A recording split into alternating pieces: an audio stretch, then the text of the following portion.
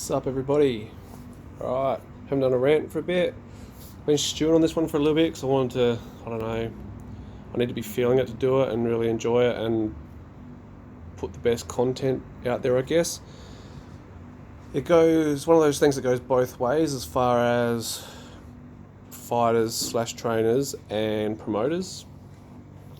The way I wanted to put it was when a fighter is offered by a promoter through his trainer, trainer manager, a certain fight. The fight is fair, but they turn it down.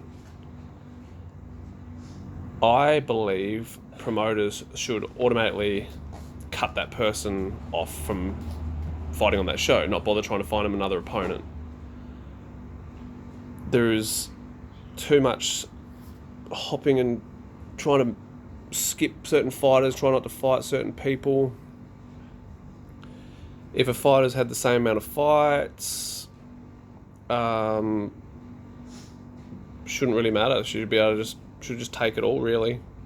Obviously if your fighter is losing more than winning, or a 50-50 record, and the other guy has a huge KO record, you wouldn't want to do it. But if they're not KOing everyone, then who really cares? It just might be a loss on your record. Who gives a fuck, you know? But you're more likely to see it with the undefeated people, too scared to lose the O. And it's generally not even the fighter scared to lose it, it's the trainer.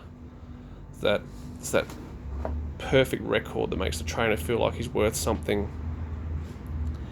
So, get offered a fair fight, whether it be someone maybe more experienced, could be like double the experience, but one person's undefeated, and maybe they've beaten that fighter before or something, and they won't take a rematch or whatever.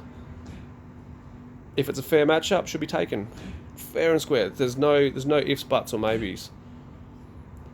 Now, where the promoter side of it comes in is if promoters are wankers and trying to hand feed certain people, then you might be on the receiving end of trying to get set up to get flogged. Like, promoters deal with me because I'm easy to deal with, and I let my guys fight. I let my guys fight pretty much anyone within reason. But then you'll get promoters that are trying to feed up their special boy, and they'll only give you a matchup because it's shit for you, and it makes them, makes their ticket seller have another win. Probably on their part an easy win. So that's the only time that what I'm talking about, this picking and choosing opponents shit, shouldn't really count. If a promoter is that kind of promoter, just stop dealing with them. It's plain and simple. If a promoter's doing good matchups, they're the ones you deal with.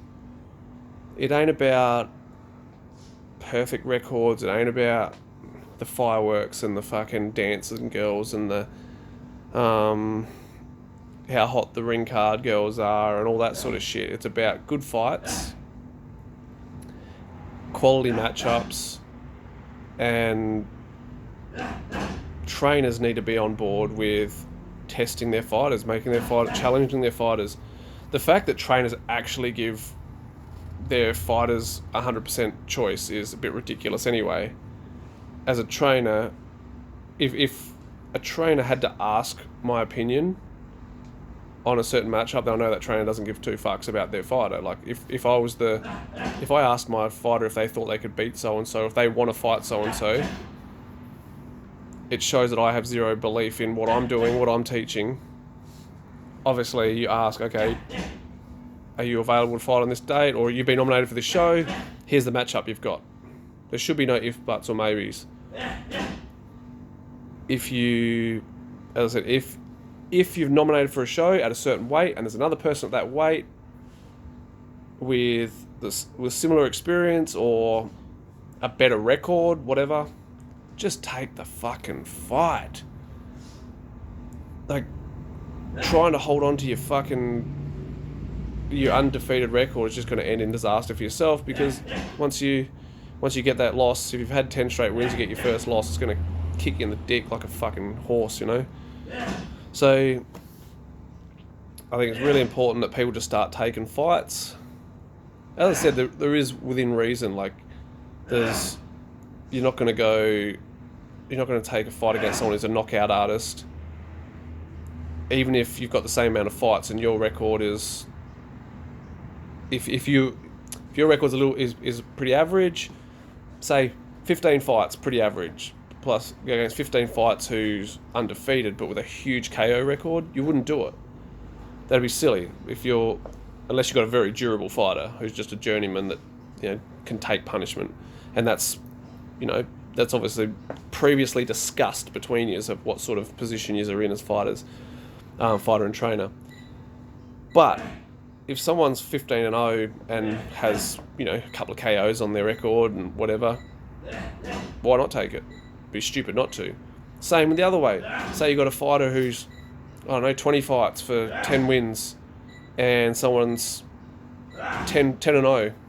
There is no reason why that fight shouldn't happen. None at all. But it comes down to people worrying too much about records and how good they look on social media and all that sort of shit. So take the fights, fight whoever's put in front of you. If you don't take a fight, then promoters, you just need to tell, all right, you either take this opponent or I give you no one else. There's two perfectly good opponents there, two perfectly good competitors there that can fight each other. There's no reason why they can't fight each other, except for the fact that someone's scared. Take fights, make the promoter's life easy. If promoters are fuckheads, don't deal with them. And the sport will grow, everyone will be fighting more regularly, everyone will be stepping up, everyone will be improving, and it'll give, you know, fighters a chance to step up against, you know, interstate people. Like, I think South Australia is still held back by the fact that so many people want a perfect record or pick and choose who they fight. If South Australians start fighting everyone, then everyone will want to fight South Australians, and the South Australians will get better. There's a few fighters in South Australia that step up, take the challenges, and hats off to them. But there's lots that don't. I'd love to see promoters take this on board with making sure that if there's two fair fighters, let them fight. If one says no, fuck them. They don't get matched on your show, plain and simple. If that means they then want to dog your show, let them. They miss out, because then they're just going to go to a show that hand feeds them or whatever. So let's all do this together, guys, and make it grow, yeah? Thanks for watching, and next one that starts making blood boil, I'll get onto it. Thank you very much. Peace.